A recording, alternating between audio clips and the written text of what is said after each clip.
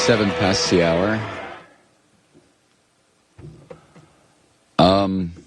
What I have here, yeah, I've got a couple of emails I wanted to share with you here in a second. But first, do you want a little horror for your Friday night? A little horror story? For some reason, this reminds me of Steve McQueen and the movie The Blob. Or worse. This is from the Augusta Chronicle newspaper, which is not all that far from the studio here in the foothills of the North Georgia mountains. Augusta Chronicle. A mysterious cobweb-like growth with a fondness for spent nuclear fuel has been identified but not formally named. Savannah River nuclear site over here. It's not far from Barnwell, South Carolina.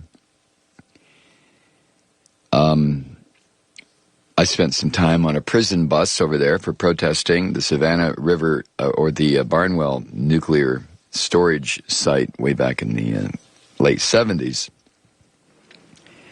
But the Savannah River nuclear site doesn't get an awful lot of attention, but it is a storage area for spent nuclear fuel rods, among other irradiated stuff. And it is a toxic nuclear dump that, if we had investigative journalists in South Carolina or Georgia, it would have been investigated a long time ago, but we don't have that here. This is the Deep South, and in the Deep South, we just don't talk about things like that. You know what I'm saying? But this is like, it's probably as terrible as the site, what was it, what's the name of it in the military site north of Denver? I'm drawing a blank, but it turned out to be one of the, I don't even know if that's ever been cleaned up. But the Savannah River nuclear site has an enormous amount. Don't ask me how much. I don't know. I don't think anyone knows. I don't think the people who run the site know. An enormous amount of nuclear waste material buried, stored, guarded.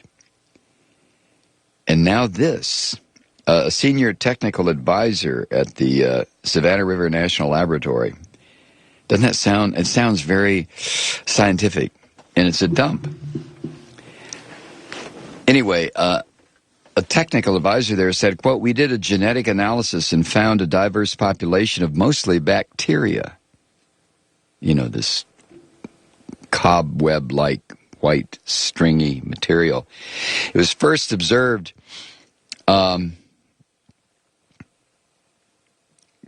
time ago among old fuel assemblies submerged in the site's L area basin. That doesn't mean anything to you and me, but that's where it was. That's where it was discovered.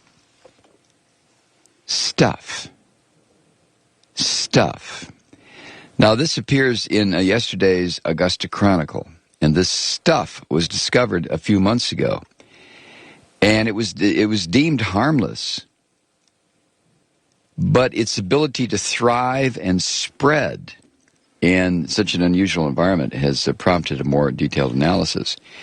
So the senior technical advisor said, quote, "We were able to identify a large portion of the bacteria making up these so-called cobwebs, but there were certainly some where the DNA sequencing came back unknown." Oh, really?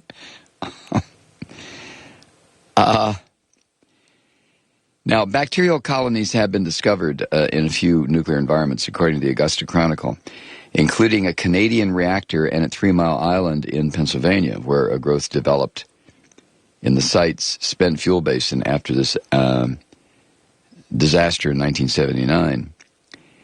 But the scientists at the Savannah River Laboratory have one more local mystery to solve.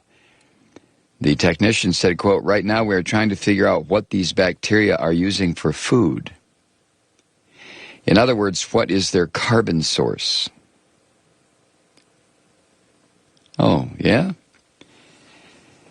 The article says water in which spent fuel is stored is carefully filtered, treated, and deionized to prevent anything that might contribute to corrosion, which is, big concern in nuclear waste storage. I mean, you can't store nuclear waste.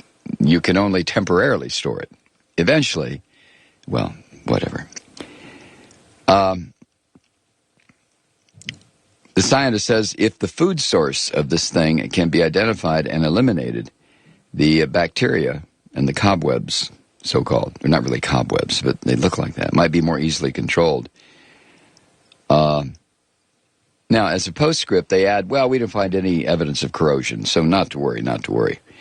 But, just visually, it just looks so hideous, we want to get rid of it. It looks hideous. Yeah, I'll bet it does.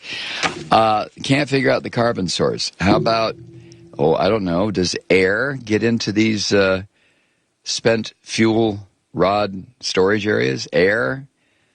Where else could carbon come from? Who knows? So if you need something to think about when you're going to sleep tonight, just picture this substance in these spent nuclear fuel reactors, or not reactors, but storage areas in the Savannah River nuclear site. Give you pleasant dreams, right? This hour, by the way, is sponsored by Christopher Keller. He has a kind of a lengthy message here. Let me see if I can get it all in. The sponsorship is in memory of Joe Sanders, my co-worker who died this past week and another victim of the anti-labor policies of the corporate party. This presidential election is not like the 80s or 2000 where voting third party helped to elect a psychopath. In fact, throughout this entire election season, Romney, this year's degenerate psychopath, has never even been close in the all-important state-based electoral college.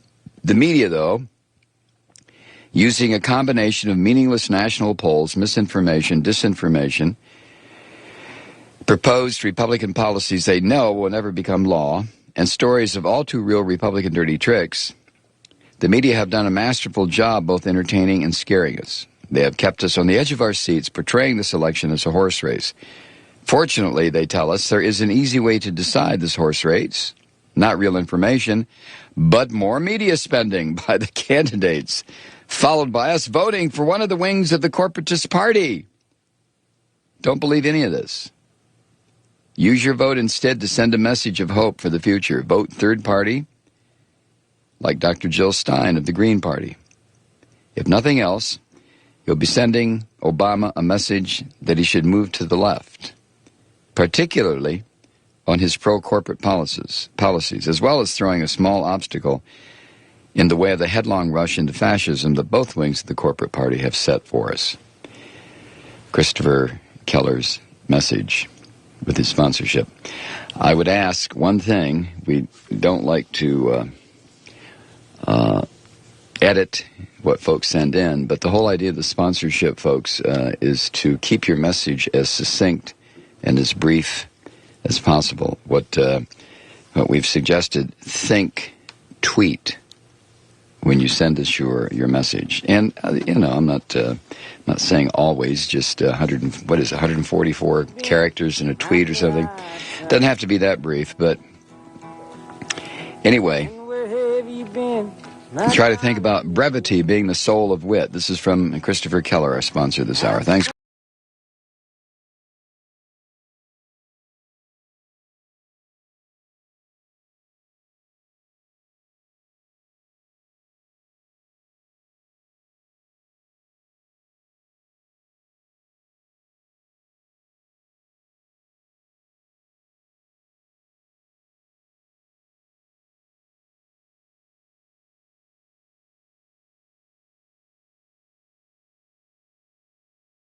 Top and bottom of every hour. 620 KPOJ, Portland's